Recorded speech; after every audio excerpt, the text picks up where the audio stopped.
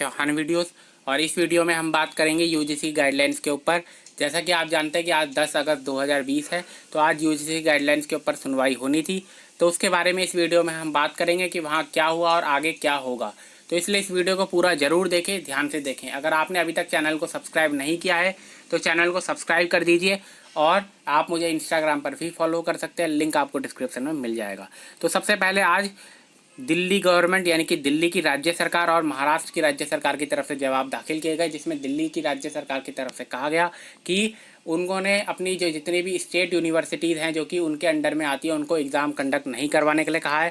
साथ में महाराष्ट्र की गवर्नमेंट की तरफ से भी कहा गया कि उनके स्टेट डिज़ास्टर मैनेजमेंट अथॉरिटी की तरफ से उनको कहा गया कि एग्ज़ाम कंडक्ट इस समय नहीं करवाए जा सकते। जिसके ऊपर जो सॉलिसिटर जनरल हैं यूजीसी के, जो यूजीसी का पक्ष रख रहे हैं, उन्होंने उनकी तरफ से कहा गया कि उनको एक दिन का समय दिया जाए ताकि वो अपना जवाब दाखिल यहाँ पर कर सके इसके खिलाफ। UGC replies by Maharashtra and Delhi is contrary to the UGC guideline when UGC is the only body to confer degree how can state cancel exam and expect UGC to confer degree. यानी कि उनकी तरफ से कहा गया कि जब यूजीसी का काम है डिग्री देना, तो स्टेट गवर्नमेंट कैसे तय कर सकती है कि एग्ज़ाम होंगे या नहीं होंगे।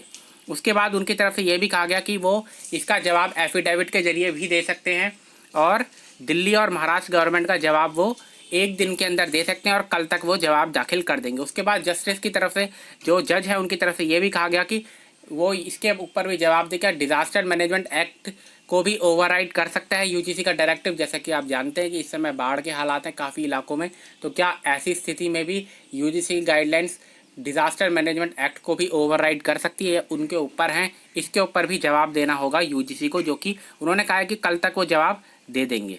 उसके बाद फिर टेक्निकल कुछ प्रॉब्लम थी जिसकी वजह से कुछ वकील जो थे AM सिंघवी, उनकी ऑडियो जो है वो वहाँ तक नहीं आ पाई। उसके बाद sooner the this is resolve it's better for student.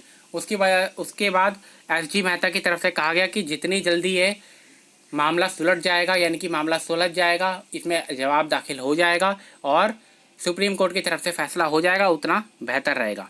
We have a different understanding to what SG Mehta submits. उसके बाद supreme court grants time to SG Mehta to file response to affidavits filed by Maharashtra and Delhi.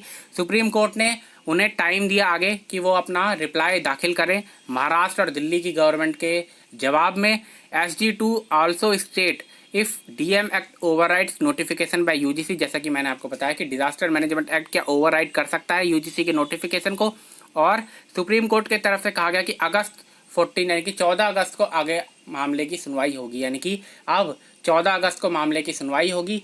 कल UGC को अपना जवाब दाखिल करना है कि डिज़ास्टर मैनेजमेंट एक्ट को ओवरराइड यूजीसी का नोटिफिकेशन कर सकता है या नहीं। और साथ में दिल्ली गवर्नमेंट ने जो जवाब दाखिल किया और महाराष्ट्र गवर्नमेंट ने जो जवाब दाखिल किया उसके खिलाफ उनको भी अपना जवाब दाखिल करना होगा कल तक। और मामले की जो आगे सुनवाई होगी वो 14 अगस्त 2020 तक होगी। इसमें एक चीज़ और है जो कि कही गई, SG Mehta submit that student have to continue preparing for exam. यानी कि उनकी तरफ से कहा गया कि स्टूडेंट जो हैं वो अपना एग्ज़ाम की तैयारी करते रहें and that if exam are not conducted the student will not be granted degree, that's the law. तो उनकी तरफ से ये भी कहा गया कि अगर एग्ज़ाम कंडक्ट नहीं होते तो डिग्री भी नहीं मिलती, ऐसा जो है वो नियम है।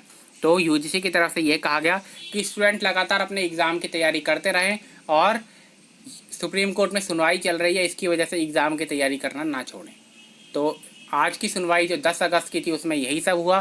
14 अगस्त 2020 अब अगली डेट है, अगली सुनवाई 14 अगस्त 2020 को होगी। और कल यानी कि 11 अगस्त 2020 तक जवाब दाखिल करना है यूजीसी को दिल्ली गवर्नमेंट महाराष्ट्र गवर्नमेंट के जवाब के प्रत्युत्तर में और साथ में डिज़ास्टर मैनेजमेंट एक्ट के ऊपर भी। तो इस वीडियो में इतना ही। आगे जो भी इस मामले में होता है उसके ऊपर मैं जानकारी आपको देता रहूँगा। इस